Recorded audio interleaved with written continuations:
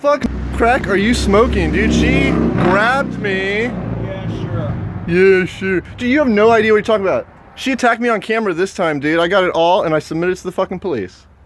So what else do you want to say to me?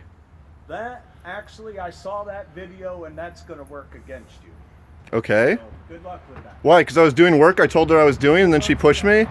I'm the one with the restraining order, you dumb fuck. She did send that thing to your dad that said, and it's a law, that says a 50-50 fence Okay. it has to have both parties say that they want it down. To remove it. It's not being removed, it's being repaired. You guys don't know the difference between repair and remove? You're fucking stupid. So good luck with that. Bye. Bye. Fucking idiot. Fucking idiot. Bye.